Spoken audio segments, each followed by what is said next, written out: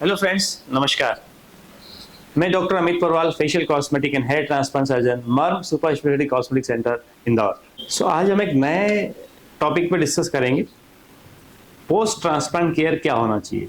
यदि आज आपने ट्रांसप्लांट कराया तो ट्रांसप्लांट के बाद की पोस्ट ट्रांसप्लांट केयर कैसी होना चाहिए। काफ़ी लोगों को इसमें कन्फ्यूज़न होता है कि सर और मैंने कई बार देखा भी, कई लोग गलतियाँ भी कर देते हैं। उसी के लिए मैंने ये आज एजुकेशनल वीडियो बनाया है कि हमें क्या-क्या सावधान रखना चाहिए अगर आपका ट्रांसप्लांट हुआ है तो ट्रांसप्लांट अगर आज आपने करवाया है ट्रांसप्लांट तो नेक्स्ट 5 डेज तक का केयर बहुत इंपॉर्टेंट होता है। उस केयर में भी सबसे ज़्यादा इंपॉर्टेंट केयर होती है रेसिपिएंट साइट की। रेसिपिएंट साइट मीन्स जहाँ पे आपका ट्रांसप्लांट हुआ है उस प्लेस का हमें विशेष तौर पे ध्यान रखना चाहिए। तो ध्यान में क्या-क्या रखना चाहिए आपको? हमें जहाँ रेसिपिएंट साइट है, जहाँ हमने ट्रांसप्लांट किया है, उस एरिया को आपको टच नहीं करना है। ऐसे टच नहीं करना है। अगर ईचिंग होता है, ऐसे ईचिंग नहीं करना है, रब नहीं करना है उसको। क्यों? क्योंकि हमने ट्रांसप्लांटेड एरिया को जो हम ग्राफ्ट लगाते हैं उसको ना तो हम स्टिच करते हैं ना किसी ग्लू से चिपकाते हैं, just slides down under the skin, slide करते हैं उसको अंदर, तो वो कभी भी किसी समय बाहर आ सकता है। It may come out any time अगर आपने उसको रब किया या ईच किया तो। और अगर वो बाहर आएगा तो ग्राफ्ट भी काम का नहीं रहा और वहाँ से ब्लीडिंग भी होने के चांसेस होते हैं। तो आपको ध्यान रखना ये है, आपको उसको टच नहीं करें, ईचिंग हो तो ईचिंग नहीं करें और रब नहीं करें। आपको अगर आपके घर में बच्चे हैं, छोटे बच्चे हैं, तो उससे भी अपने रेसिपिएंट साइट को थोड़ा-सा बचाना होगा, क्योंकि बच्चे मस्ती करते हैं और मस्ती करने में उनका हाथ कहीं भी आपके रेसिपिएंट साइट पे लग गया तो आपके ग्राफ्ट बाहर आ सकते हैं। तो आपको रेसिपिएंट साइट का विशेष ध्यान रखना है, ठीक है। सेकंड ध्यान क्या रखना है, इसको आप जो एरिया हमने ट्रांसप्लांट किया है उसको मॉइस्ट रखें। मॉइस्ट रखेंगे तो हमने आपको एक सलाइन स्प्रे दिया है जिसमें एंटीबायोटिक सोल्यूशन होता है और सलाइन होता है, नॉर्मल सलाइन होता है। उसको आप स्प्रे करते रहिए, keep on spraying every half an hour. हर आधा घंटे में स्प्रे करते रहेंगे तो वो एरिया आपका मॉइस्ट रहेगा, राइट। तो हर आधा घंटे में जब तक आप सोए नहीं, सोने के बाद कोई दिक्कत नहीं, स्प्रे नहीं करें। जब तक आप जाग रहे हैं तब तक आप उसको स्प्रे करते रहें। डायरेक्ट फैन के नीचे या एसी का ब्लोअर आप पे आ रहा है तो उसके नीचे ना बैठें और ना ही सोएं, क्योंकि अगर आप डायरेक्ट फैन के नीचे बैठेंगे और एसी के ब्लोअर के सामने बैठेंगे तो वापस ड्राई होगा तो ईचिंग होगी, वापस ईचिंग करने की कोशिश करेंगे आप। तो इससे थोड़ा सा बचने की कोशिश करें। आजकल मोबाइल है, लैपटॉप है, आपको काम करना है तो आप ज़्यादा बेंड नहीं करें, ऐसे झुक के नहीं देखना है। आप ऐसे बैठे, जैसे लैपटॉप रखा है तो आप थोड़ा सा ऐसा इस पोजीशन पर रखें उसको, ताकि आप बेंड नहीं करें। बेंड करेंगे तो वापस हम क्या होता है, रेसिपिएंट साइड में नॉर्मल सलाइन इंजेक्ट करते हैं, तो जो सलाइन हमने इंजेक्ट किया है ड्यूरिंग प्रोसीजर वो ड्रूप डाउन करता है, नीचे आता है ग्रेविटेशन फोर्स की वजह से। तो आप जितना बेंड करेंगे वो ड्रूपिंग होगा आपके फेस पे, अगर फेस पे ड्रूपिंग होगा तो स्वेलिंग आएगा, तो अगेन वापस स्वेलिंग आएगा।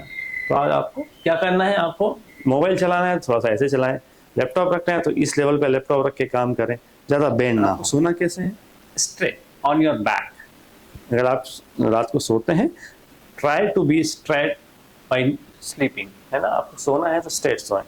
अगर आप चाहें तो आपका ट्रेवल पिलो लगा सकते हैं या नॉर्मल पिलो लगा सकते हैं, if you are comfortable with that pillow.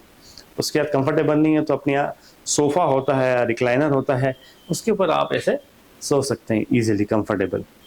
वो इसलिए अगेन क्योंकि आप लेटरल साइड या साइड वाइज सोएंगे तो स्वेलिंग आ सकती है, स्वेलिंग आएगी तो वापस थोड़ा सा फेस पे अनइवन दिखेगा आपको। तो try to be sleep on your back straight. Medicine आपको प्रॉपर लेना है टाइम टू टाइम। इसमें एंटीबायोटिक दिया है आपको, एनाल्जेसिक्स दिया है और एंटासिड दिया है। जो टाइम पे आपको लेने का कहा है वो आप टाइम पे लीजिए। डाइट में कोई रिस्ट्रिक्शन नहीं है, सब कुछ खा सकते हैं आप, कोई परहेज इसमें नहीं है, सब कुछ हेल्दी फूड खाइए। अभी तो आप, बाद में हम आपको इंस्ट्रक्शन देंगे क्या क्या और हेल्दी फूड खाना चाहिए, बट नेक्स्ट 5 डेज तो आपको whatever you want to eat you can eat, no problem at all. कोई परहेज नहीं है, चाहे खट्टा खाना हो चाहे मीठा खाना हो, what ever you like you can have it, right. Smoking बिल्कुल प्रोहिबिटेड है, स्मोकिंग नहीं करना है, ड्रिंकिंग नहीं करना है, बिल्कुल नहीं करना है। काफ़ी लोग बोलते हैं सर मेरी स्मोकिंग की आदत है, मैं क्या कर सकता हूँ, तो एटलीस्ट अवॉइड करें, नेक्स्ट 5 डेज स्मोकिंग ना करें। कोई भी एक्सरसाइज, अगर आपको जिम जाना है या वर्कआउट करना है तो नेक्स्ट 5 डेज 10 डेज तो बिल्कुल अलाउड नहीं है। Walking is allowed but no brisk walking और no excessive workout is allowed. ऐसी एक्सरसाइज या ऐसा वर्कआउट जिसके अंदर कोई प्रेशर आता हो या फिर स्वेटिंग होता हो वो अलाउड नहीं है आपको। Swimming is not allowed for next 1 month. तो ये आपको विशेष सावधानी रखना है।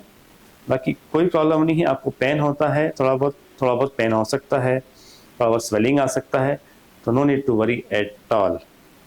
आपको ड्रेसिंग दिया जाता है। जब आपका ट्रांसप्लांट होता है तो हम ड्रेसिंग देते हैं, तो आपको 2 दिन के बाद उसको ड्रेसिंग निकाला जाता है। जैसे आज हमने ट्रांसप्लांट किया है तो day after tomorrow we will take out that dressing. आपके किट में एक ऑइंटमेंट दिया है, वो ऑइंटमेंट आपको डोनर एरिया साइड पर लगाना है। कई लोग कंफ्यूज हो जाते हैं, रेसिपिएंट साइड पे भी लगा लेते हैं, डोनर एरिया पे भी लगा लेते हैं। ध्यान रखिए, विशेष तौर पर जो ऑइंटमेंट दिया है आपको, उसको डोनर एरिया पे ही लगाना है। डोनर एरिया में जहाँ से हमने आपके बाल हेयर ग्राफ्ट्स लिए हैं उसको डोनर एरिया बोलते हैं। तो आपको वहीं पे अप्लाई करना है वंस इन अ डे। एक बार आप नॉर्मल सलाइन से उसको स्प्रे करेंगे, क्लीन करेंगे और एक बार उसको ऑइंटमेंट को अप्लाई करना है। That's it. 5th डे, 5वें दिन हम आपको या 6th डे सेंटर पे बुलाते हैं और हेड वॉश करते हैं। अगर आप लोकलाइट हैं या इंदौर के आसपास के हैं, अगर आप सेंटर पे विजिट कर सकते हैं तो it is well and good, ताकि हम आपको हेड वॉश कर भी देंगे और कैसे करना है आपको हेड वॉश वो आपको बता भी देंगे। क्या होता है, जब भी हम ट्रांसप्लांट करते हैं तो 5 डेज के बाद स्कैब आ जाता है, उसके ऊपर ब्राउन सी एक पपड़ी जम जाती है, उसको स्कैब बोलते हैं।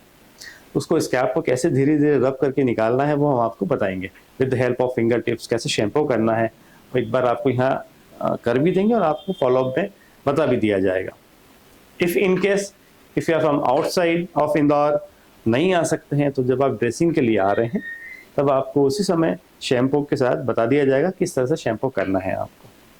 5-6 दिन बाद आप शैम्पू कर सकते हैं। कई लोग का ये क्वेश्चन होता है कि सर क्या हम कैप वेयर कर सकते हैं हेयर ट्रांसप्लांट के बाद? तो नॉर्मल कैप वेयर आप कर सकते हैं 5th डे शैम्पू के बाद। तब तक आप कोई सर्जन्स कैप, हमारे यहाँ से कैप दी जाती है आपको, that you can wear it and you can roam around.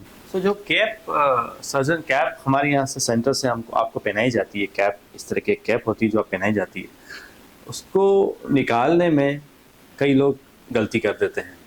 जैसे ही आप द डे ऑफ सर्जरी का आपको कैप पहनाई जाती है, आप जैसे ही घर पहुँचते हैं तो उसको कैसे रिमूव करना है वो मैं आपको बताता हूँ किस तरह से रिमूव करना है।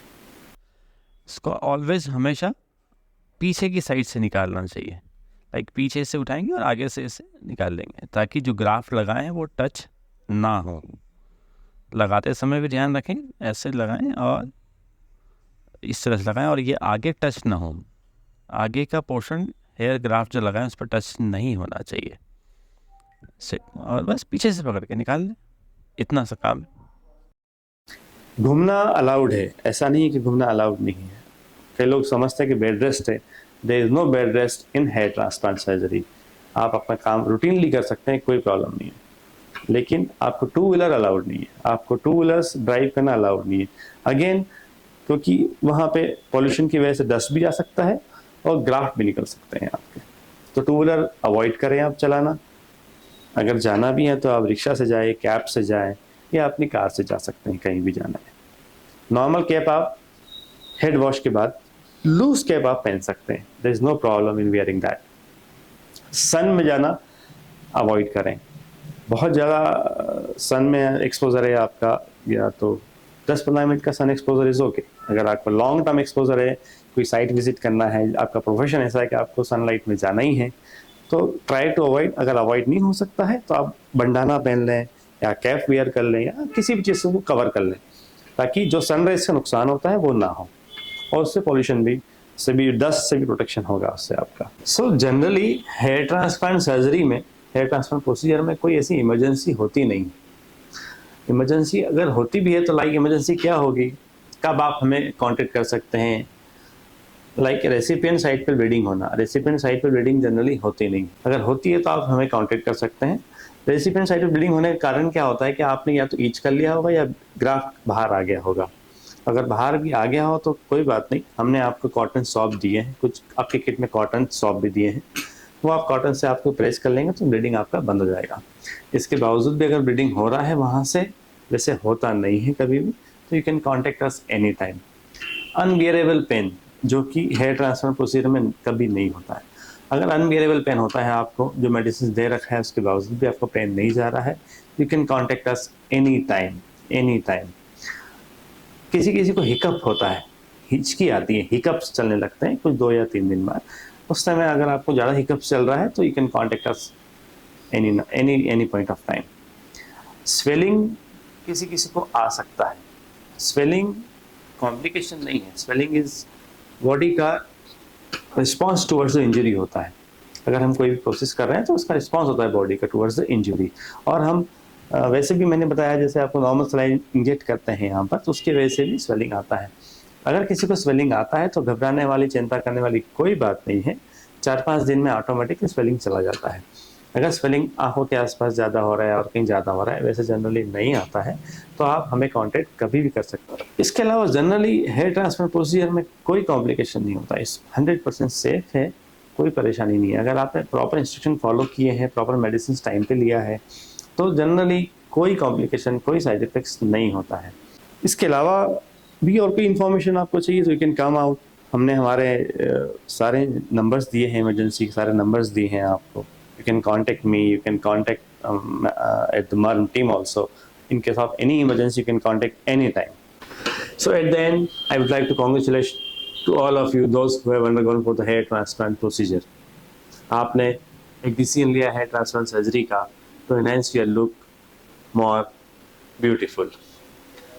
MERM is serving since 2009. पिछले more than 15 years से हम लोग in the field of hair transplant and cosmetic surgery में सेवाएं दे रहे हैं निरंतर, और कोशिश करते हैं कि ज़्यादा से ज़्यादा सेटिस्फाइड कर सके अपने पेशेंट्स को, अपने क्लाइंट्स को।